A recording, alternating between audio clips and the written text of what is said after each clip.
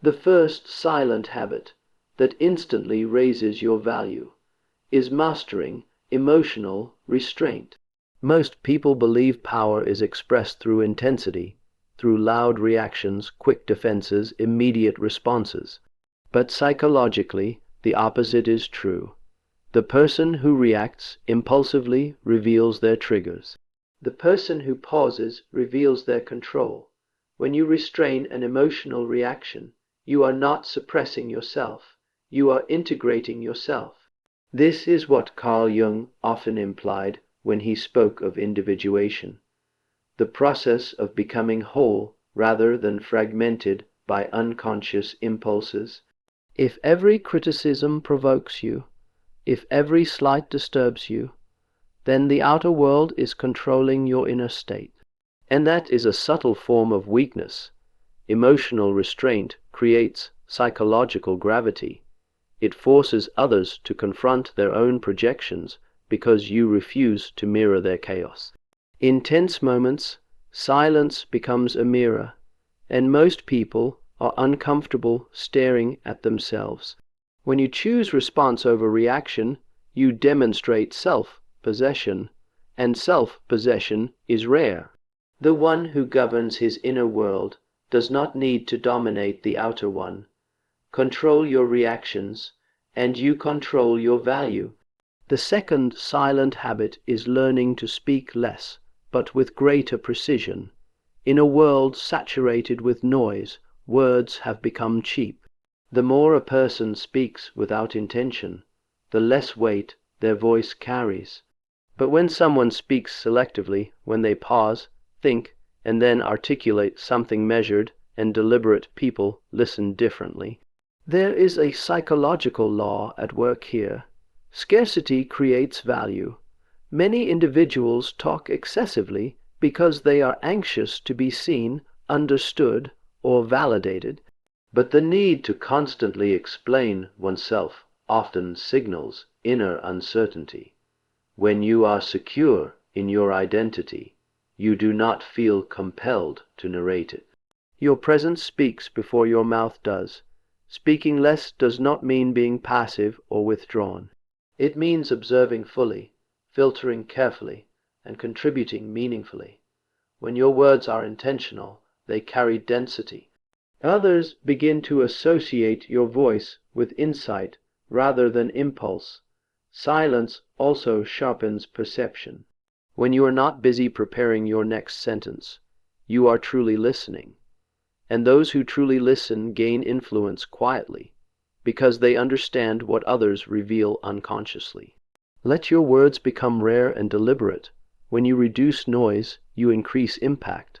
The third silent habit that elevates your value is detaching from the need for validation. Most human behavior, when examined honestly, is driven by a quiet hunger to be approved of, admired, or reassured. We adjust our tone, our opinions, even our personality to secure acceptance. But the moment your self-worth depends on external applause, you surrender authority over your identity. Psychologically, this is a fragile position. If praise inflates you and criticism deflates you, then you are emotionally outsourced to the crowd. And crowds are unstable. Today they celebrate you. Tomorrow they forget you. The individual who rises in value is the one who no longer negotiates his worth in public. This does not mean becoming cold or indifferent. It means developing an internal standard that is stronger than shifting opinions. When you approve of yourself based on your principles, your discipline, and your integrity, something changes in your presence. You stop performing, you begin existing, and paradoxically, the less you seek validation, the more naturally it arrives. People are drawn to those who are not asking to be chosen. When you stop chasing approval, you start embodying authority. And authority begins within. The fourth silent habit is observing before engaging. Most people enter a room already prepared to speak, to impress, to assert themselves. But the individual who instantly raises his value does something different. He studies the atmosphere first. He listens to what is said, and more importantly, to what is not said. He notices posture, tone, subtle tension, the hierarchy that forms naturally among people. This is not manipulation. It is awareness. Psychologically, those who rush to participate are often trying to secure their position. Those who observe are securing understanding, and understanding is a deeper form of power. When you take time to read the emotional climate of a situation, you avoid unnecessary conflict, misplaced trust, and impulsive alignment with the wrong forces. Observation sharpens intuition. It allows you to respond strategically rather than react socially. You begin to see patterns in behavior, inconsistencies in speech, hidden motives behind confident gestures.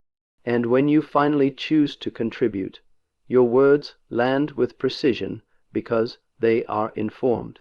Silence, in this sense, becomes intelligence gathering. It is quiet strength. Learn to read the room before you try to command it. Awareness, first, action second. The fifth silent habit is maintaining personal boundaries without announcement. Many people feel the need to declare their standards loudly, as if repetition alone will force others to respect them. But real boundaries are not speeches, they are decisions. They are enforced through calm action, not dramatic explanation. When you tolerate disrespect, inconsistency, or manipulation, you silently teach others how to treat you. And often, this tolerance is rooted in fear, the fear of losing approval, connection, or opportunity. But the individual who understands his value does not negotiate his dignity. He does not threaten or argue endlessly. He simply withdraws access when a line is crossed. There is psychological weight in quiet detachment. When you step back without hostility, without theatrics, it unsettles those who expected you to plead or protest. It communicates that your self-respect is not up for debate. Boundaries are an extension of identity. They reveal what you believe you deserve, and when your actions consistently align with that belief, others adjust accordingly, or they remove themselves. Do not announce your standards, live them. What you refuse to tolerate will ultimately define your worth. The sixth silent habit is investing in your own development in private. In an age where progress is constantly displayed, documented, and announced, quiet growth has become rare. Yet the most formidable individuals are often the ones building themselves away from applause. They are studying when no one is watching, training when no one is praising, refining skills without broadcasting the process. There is something psychologically powerful about private discipline. When your improvement is not dependent on recognition, it becomes rooted in identity rather than performance. You are no longer striving to appear valuable. You are becoming valuable. And that distinction changes everything. Public declarations create pressure to maintain an image. Private work creates substance. Over time, substance speaks for itself. Competence reveals itself naturally in conversation, in decision making, in composure. You do not need to advertise depth when it is evident in how you think and move. This habit also strengthens self-trust. You begin to rely on your effort rather than external encouragement. And that internal reinforcement builds a quiet confidence that cannot be easily shaken. Work on yourself in silence. Let results introduce you. What you build in private will protect you in public.